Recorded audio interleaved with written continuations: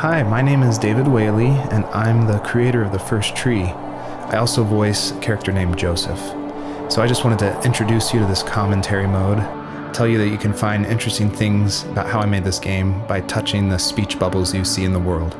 So I hope you enjoy it.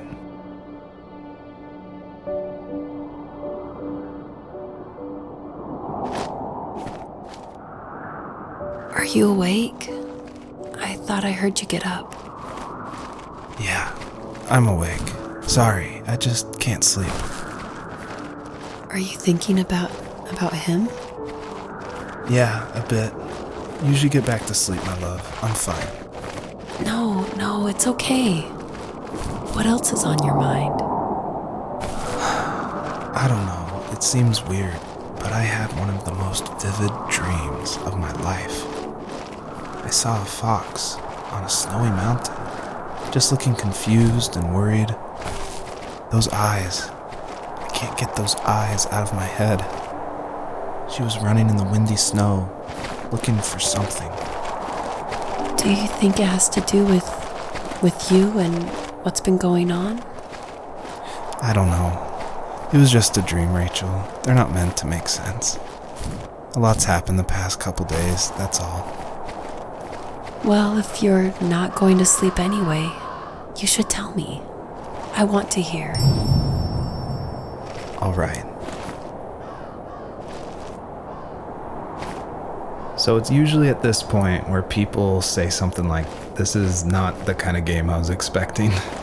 And that happened a lot at PAX West when I showed it. We'd have little kids play it, but then they see a dead fox cub, or a kit is technically the word, but cub sounds, I don't know, it sounds better. Like Wes Anderson uses it in Fantastic Mr. Fox, so I thought cub would be all right. But anyway, having this game, I wanted it to be more serious. This game's based on dealing with the death of my father, which was the hardest thing that's ever happened to me and my family. But I don't want to talk about it here, and I didn't want to talk about it with anybody really to this day still. It's very personal. And that's why I made this game. That's exactly the reason. Because I wanted to get those feelings out and communicate with people without talking about it. And so that's what The First Tree is. It's me dealing with my feelings, and it was a personal project, and it was just me, and it actually, I'm really glad I made it, but it wasn't easy to make, I guess is what I'm saying. So, not far from her home, she followed that path to something unexpected.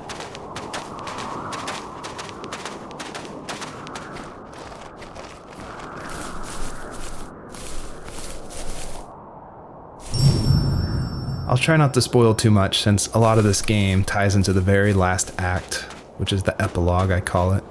But you'll notice there's lots of items around, and that's kind of what The First Tree is about, is exploring this land and trying to figure out why they're there, what they were used for, and it's kind of explained that this is a dream for Joseph, but it's something different, and it's not supposed to be like your average dream. It's supposed to be something a little deeper.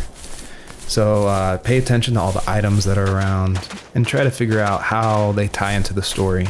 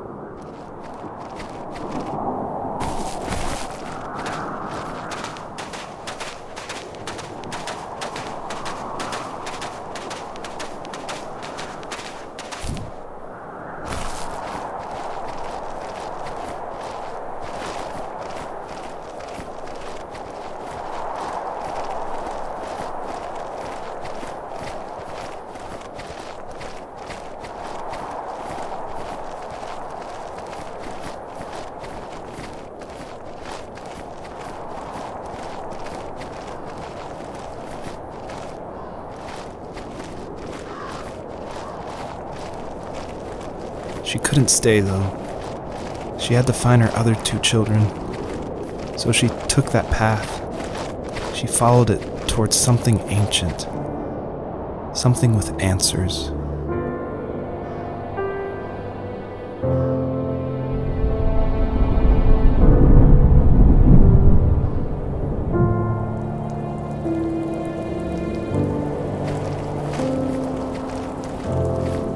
The fox looked high and low, searching for any sign of her cubs. Points of light showed the way to this ancient tree. It was as if each one had a story to tell, all their own. The land was trying to tell my story, too. I felt like I was right behind her the whole time.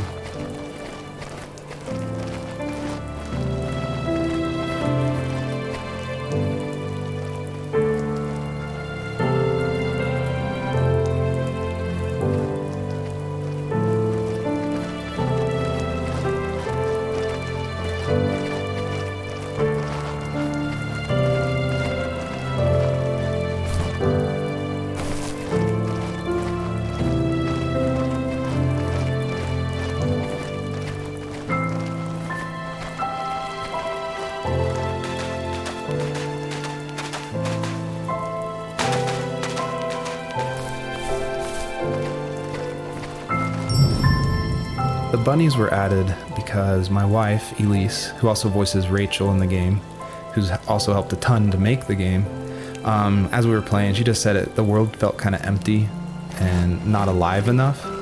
So I knew we needed to add some kind of life, and so the bunnies was like the first idea that came to mind.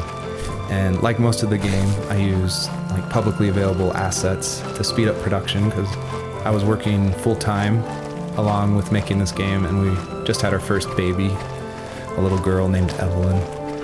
So I was messing with this asset called Herd Sim, and at one point, like the generation script that creates variations of the sizes of the bunny.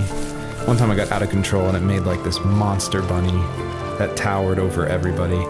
And I shared that GIF on Imager and Reddit, and that was a huge hit. It helped definitely gain an audience for this game. But it's hard because this game is like so serious. It's about life and death, not giant bunnies. But I knew I needed something, like a shout out to that, because it was pretty fun. So if you're able to catch all the bunnies on this map, I think there's around 13, then you'll get a special surprise. So good luck.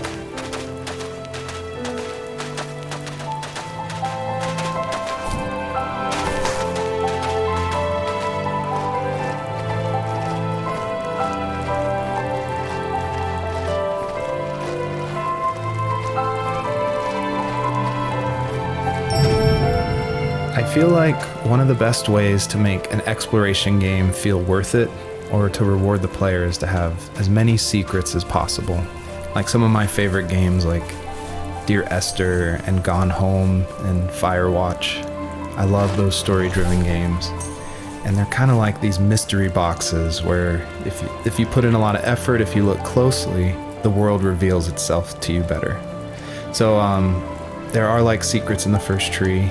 See if you can find one of these hidden items by digging around in these unmarked spots around this area.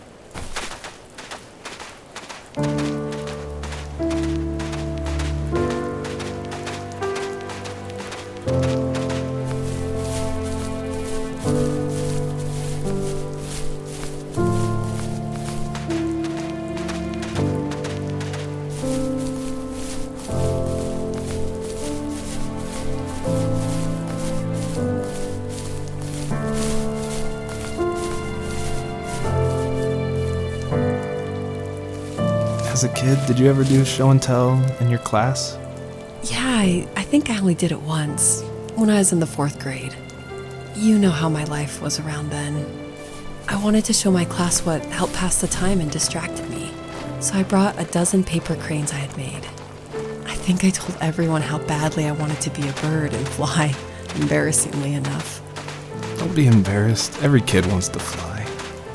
For me, it was another toy from my dad, a wooden boat. I remember guarding it so carefully in my hands as I walked into class. When I sat down, a group of boys immediately made fun of it. They asked which trash can I found it in, or why an ugly log was my favorite toy. When I got up, I didn't even want to tell them my dad had carved it.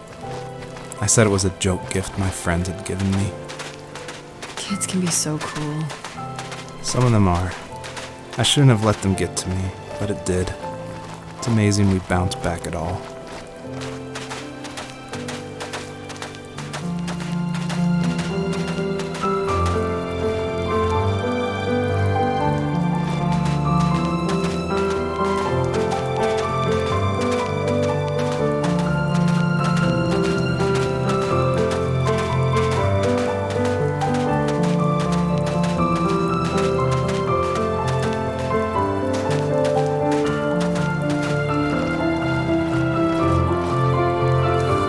Do you remember what my dad did for a living? Wasn't he like a lumberjack? That's one way of putting it. If wood was a canvas, then a carving knife was his paintbrush. Even after working a 50-hour week, even after his hands were more splinters than skin, he would bring home the nicest piece of Alaskan weeping cedar and make me toys. That wooden train was the first toy I can remember, and I loved it. I just knew from a young age I was going to be a lumberjack, like my father.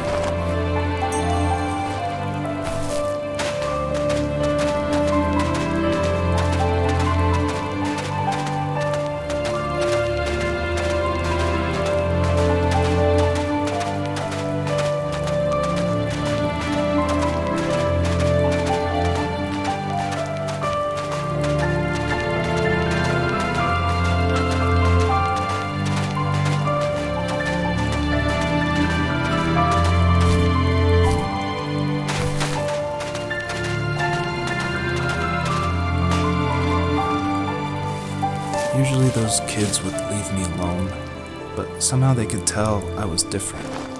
They made fun of how far away I lived. They called my dad sourdough. I was a blabbermouth as a kid, telling my dad stories I made up for hours. But after that show and tell, I didn't tell him much anymore. He didn't know exactly what was wrong, but his best guess was that the toys he carved weren't cool enough. He carved me a tank and tried to tell me what it was like to be in a real tank as a serviceman.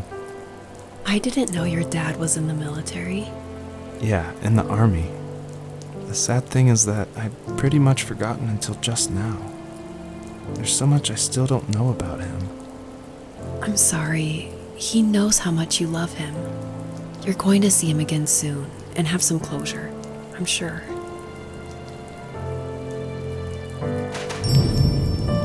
A lot of people have gotten confused why Joseph's father is called a sourdough, and it's not stated outright at the beginning of the game, but Joseph and his dad, they grew up in Alaska. And I don't have a real connection to Alaska except through friends who lived there, and it was also the place that me and my dad were going to go right before he passed away. But I love the idea of Alaska being like this beautiful solitary place. But anyway, what that has to do with sourdough is it's an Alaskan slang term about like someone who lives in the backwoods, like a redneck in Alaska. So I thought that was just to put some authenticity into the game, I added that word.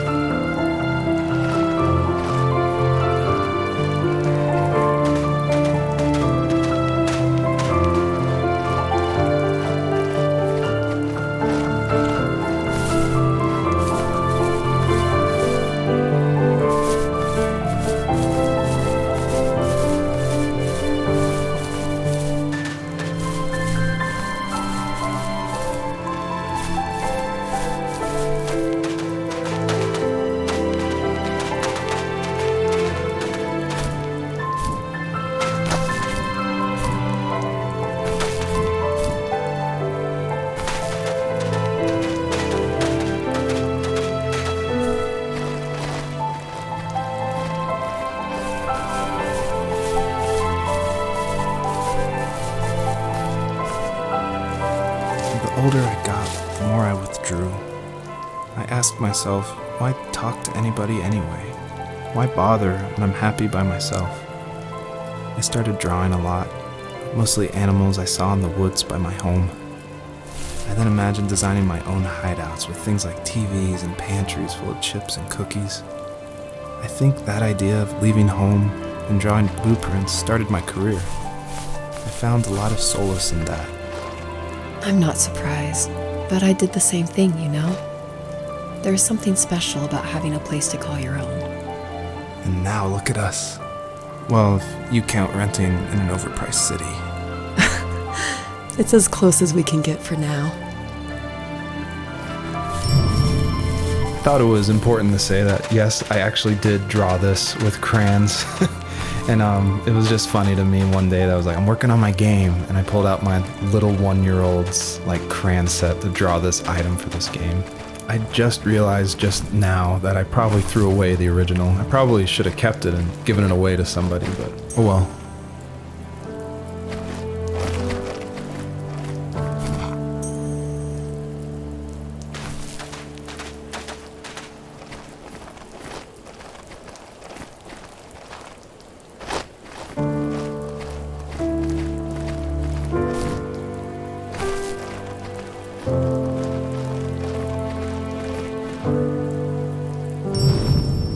I feel like one of the main reasons people play small indie games is because they are so personal and intimate.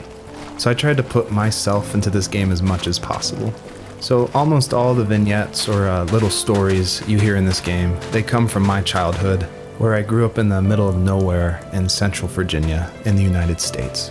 So yeah, that's probably why I love games like this so much, where you explore this open, wide environment and just find interesting things, because that's exactly what I did as a kid.